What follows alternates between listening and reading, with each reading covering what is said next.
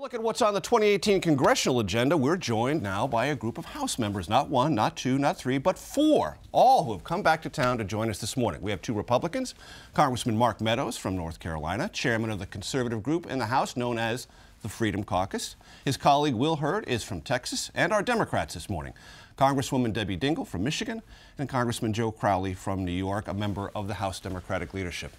Happy New Year. Thanks for joining us. So I'm going to go around the table very quickly with a kind of an opening question. Debbie, we'll start with you. We'll go around.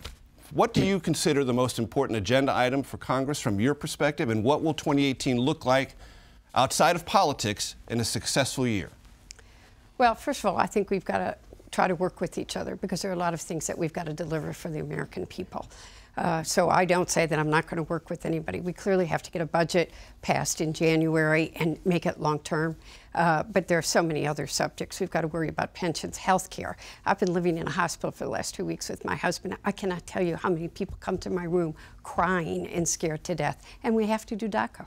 And your husband is former Congressman John Dingell. How's he doing? He's doing okay. He's stubborn, ornery, and twittering. Very good. That's a good combination. Joe Crowley.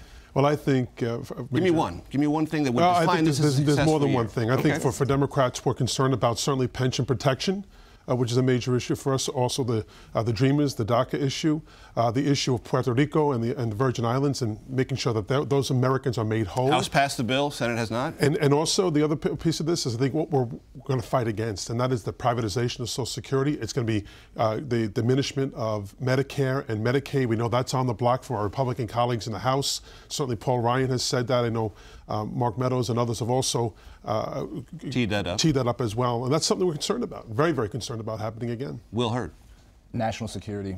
Major, as you know, I spent 9.5 years as an undercover officer in the CIA. You led off the show talking about Iran. Iran is a real threat to the rest of the world. This is something that we can get together as Republicans and Democrats, and support and work together on. We need to make sure that our European allies in Germany and France and England are following President Trump's lead in showing that they support the Iranian people. We need to make sure that we're showing the rest of the world what's really happening in Iran, because the Iranian government is trying to shut down the internet. They're trying to stop people from talking, because there is a proxy war going on right now between Iran and our allies Saudi Arabia and Israel, and that can become a hot war, and that's going to be dangerous for everybody. We've been focusing a lot on North Korea. As long as two countries are talking, the fact that there are direct conversations with North Korea is something that hasn't been highlighted, but a proxy war turning into a hot war is something that we have to be worried about in 2018. Do you agree with Senator Graham that the president should give a national address on this? And is there something, speaking of your past life, covertly we should be doing at this moment? Look, it starts with, there's going to be plenty of time to talk about how this, what this means for the Iran deal. But the first step is to show that we're united in supporting the Iranian people and their ability to peacefully protest. It is written in the Iranian constitution that people can peacefully protest. We should be supporting that. We should be encouraging our allies to ensure that the Iranians are allowing that, and that the Iranians crack down. And these two deaths are because of Iranian security officials. It's because of the Basij. It's because of the IRGC. If we allow this to continue, that's where we should be talking about sanctions, because these are human rights abuses, and we should be unified and show the Iranian people we stand with them. Mark Meadows. I think it's really about what matters to moms and dads on Main Street. We need to continue to grow the economy. If we look at 2017, historic from a standpoint of tax reform, consumer confidence at a 17-year high. We've got a stock market that is creating wealth again. Going beyond that, though, what we need to make sure is that we build on the successes. We've got a president that actually made an unbelievable foreign policy decision that I support, moving the embassy from Tel Aviv to Jerusalem. Something that he'll be defined for centuries as the only president who was willing to take the intestinal fortitude to do that. So we've got to build on those successes. I think what we will see is a real push to make the tax cuts for individuals permanent. I think you'll see a vote on that in the first 30 days of this new year for those moms and dads on Main Street. I think the other part of that you'll see is that there's going to be a real battle over what do we grow? Do we grow the economy, or do we grow government?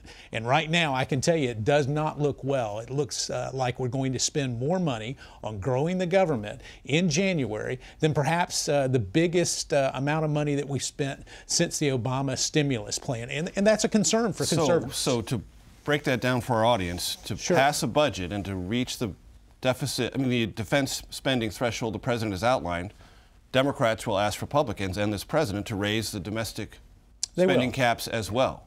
And without Democratic support in the Senate, you can't pass a budget. How is this going to be resolved? Well, and I think the real question is what is reasonable. The administration has already been willing to say we're going to increase non-defense discretionary spending, which is that amount of money outside of the military, by about 7%. Now, Democrats are saying, well, that's not enough. We need to give the government a pay raise of 10 to 11%. For a fiscal conservative, I don't see where the rationale is. We've got people on Social Security and making a living who maybe have seen a 2%, 3% increase, and now we're going to give the government 11% more. Eventually you run out of other people's money. Mark Meadows, we're going to take a break, and we're going to let Joe Crowley and Debbie Dingell take on that point of view, and we'll tease this out in addition to immigration and the Dreamers when we come back with our congressional panel. Please stay with us.